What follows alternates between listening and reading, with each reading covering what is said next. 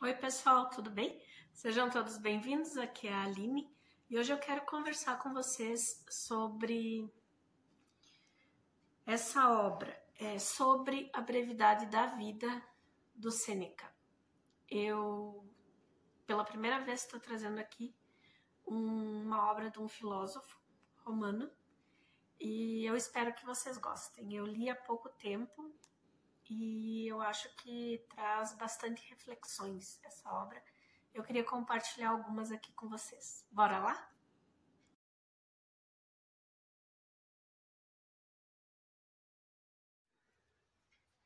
Então, pessoal, Sêneca é um filósofo romano que foi contemporâneo de 3 imperadores, Calígula, Cláudio e Nero.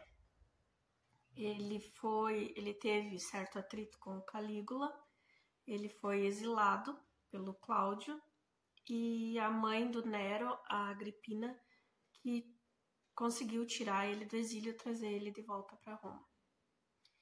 Mas a forma dele pensar e dele escrever e dele falar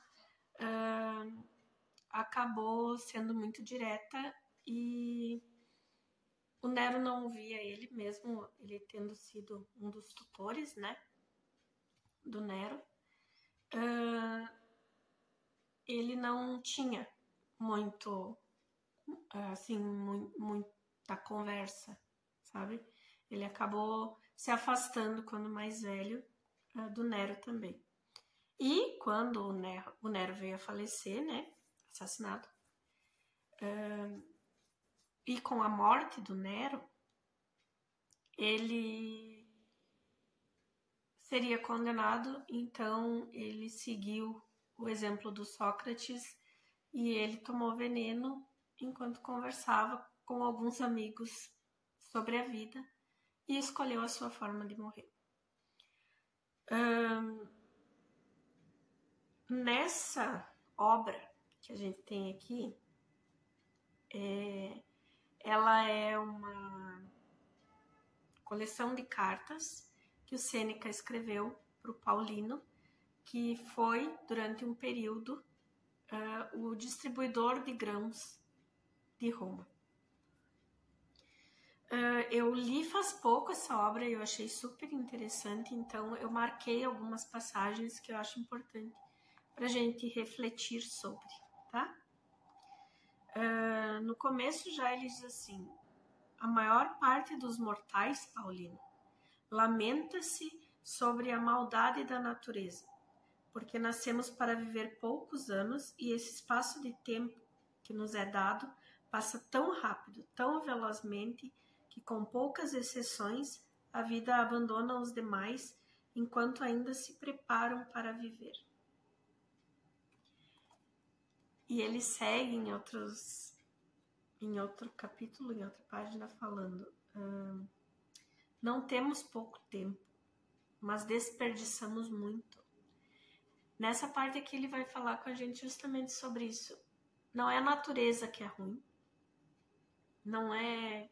E ele era um filósofo conhecido pelo seu estoicismo, que é mais ou menos essa questão de segue a natureza, aceita o que vem e usa isso a teu favor, sabe? E em poucas palavras, né? O conceito é bem mais amplo, mas enfim. Ele diz isso, assim, e aqui ele vai falar muito nisso, da gente não usar direito o nosso tempo. Da gente achar que a gente sempre vai ter mais tempo e ficar pensando nesse vai ter mais tempo lá pra frente e não aproveitar o hoje, sabe? A gente tá vivendo o hoje na correria, na turbulência, pensando em aproveitar o tempo só amanhã, só quando no futuro, quando der, sabe? E essa é uma questão que quem nunca, né, pessoal? Ele vai falar que, assim, ele vai dar o exemplo da aposentadoria. A pessoa trabalha,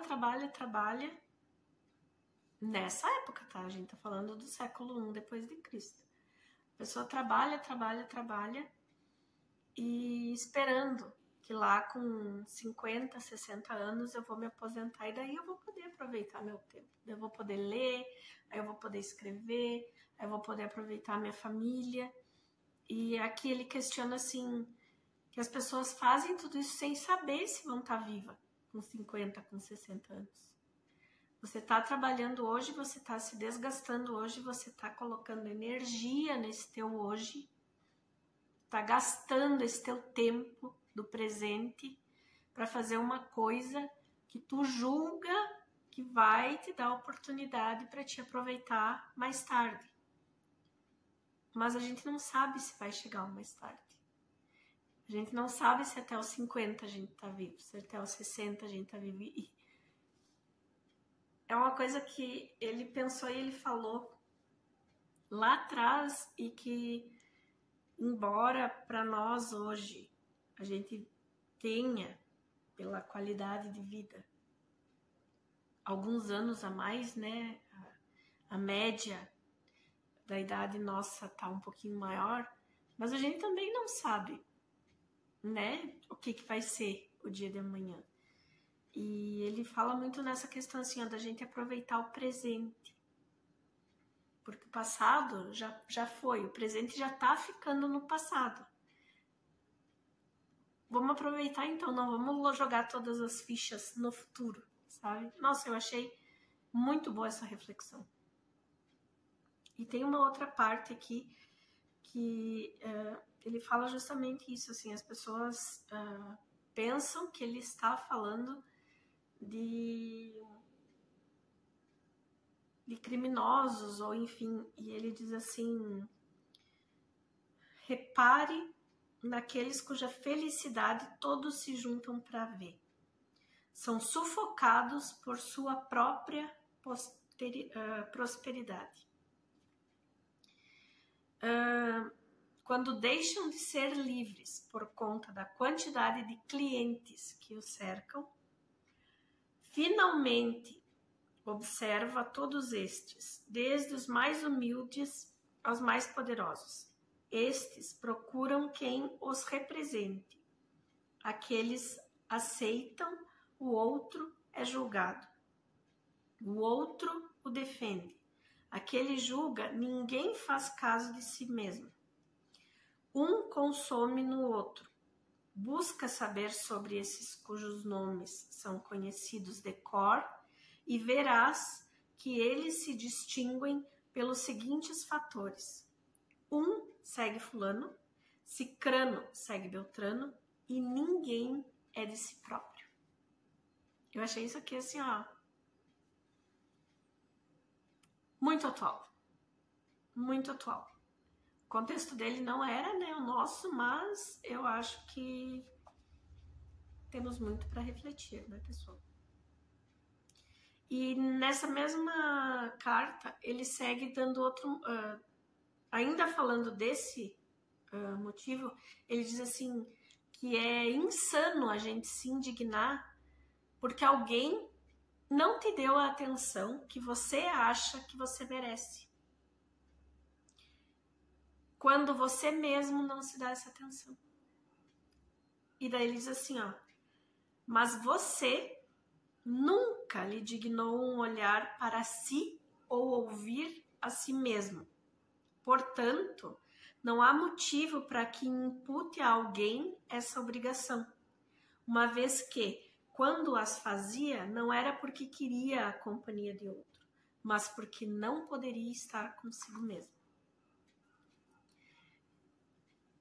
É essa questão, assim, de não conseguir ficar só e querer a atenção alheia. Aí, quando você não tem, você fica se questionando o porquê que aquela outra pessoa não te deu a atenção. E o problema nem tá na outra pessoa, tá em você mesmo. Você não se dá a atenção que você quer exigir de outro. Então, assim, tipo, nossa, gente, tem cada reflexão aqui, sério, eu gostei muito desse livro. Muito. E ele vai falar também na questão do patrimônio, assim, tipo, que a pessoa é sovina quanto a gastar do seu patrimônio, mas abre mão do seu tempo, que é o seu patrimônio mais caro, para qualquer um, para qualquer coisa, sabe? E eu vou ler para vocês aqui, que ele diz assim, ó. São sovinas quando se trata de gastar o patrimônio, ao passo que, com relação a gastar o tempo, são perdularíssimos com a única coisa em que é justo ser avarento. Reforçando sempre aquela ideia de que a gente não tem pouco tempo, que a gente não ocupa bem o nosso tempo. E um pouco mais adiante ele diz mais. Vocês não podem atrasar, capturar ou reter a coisa mais veloz que há, mas permitem que ela parta como algo supérfluo e renovável. E que não é, né, gente? O tempo passou, foi. Mas aquele que concede o tempo ao seu próprio uso, que dispõe de cada dia como se fosse o último, nem deseja o amanhã e nem o teme, pois que novo prazer alguma hora já lhe poderia trazer. Tudo foi compreendido, tudo foi colhido até a saciedade. Sobre o restante, que a sorte arranje como queira. A vida já está segura. Eu achei fantástico, gente, esse livro, assim, justamente por pensar nisso, sabe? Vamos parar de pôr a culpa no outro. Vamos assumir a nossa culpa, vamos assumir o nosso tempo, vamos fazer bom uso dele, sabe? Para depois não ficar querendo mais quando o nosso tempo estiver se esgotando.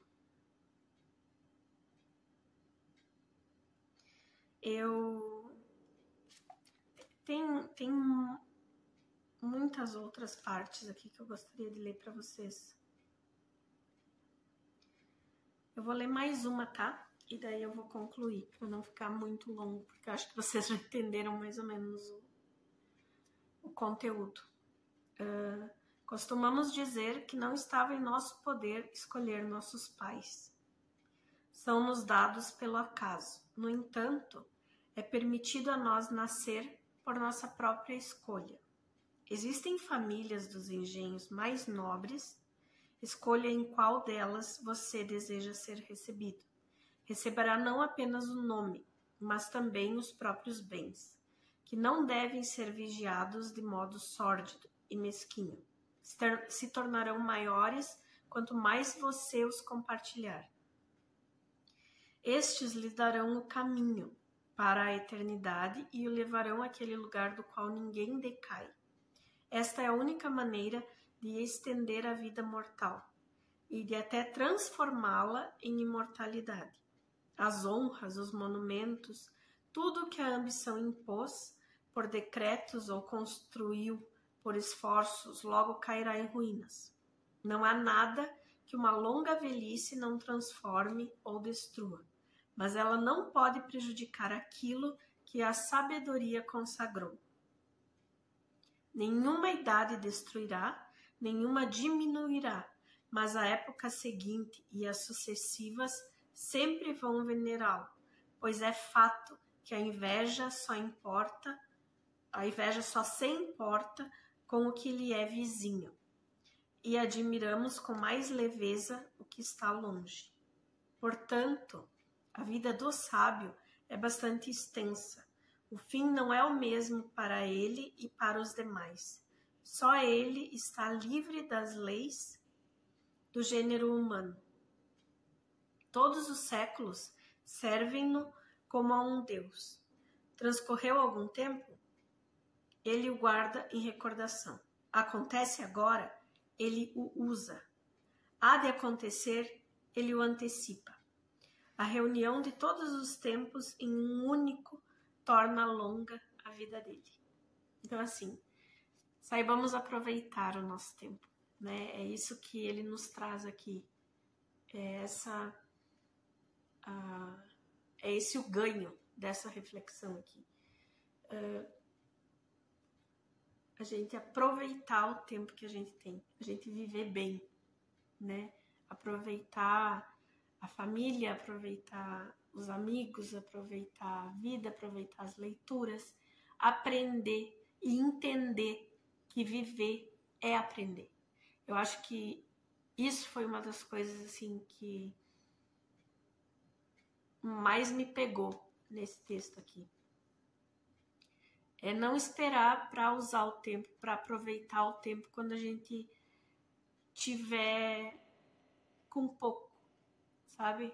E eu já tô velha, eu já tô pensando e aproveitando tarde, mas antes tarde do que nunca, né? E nossa, eu achei uma baita leitura, gente. Ele é fininho assim, ó, ele é numa sentada assim a gente lê, porque ele é fininho assim e ele ainda é bilíngue, tá?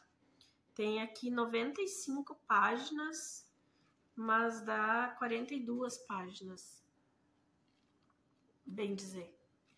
Então, vale super a pena. É uma baita de uma leitura, galera. Na boa, assim, ó.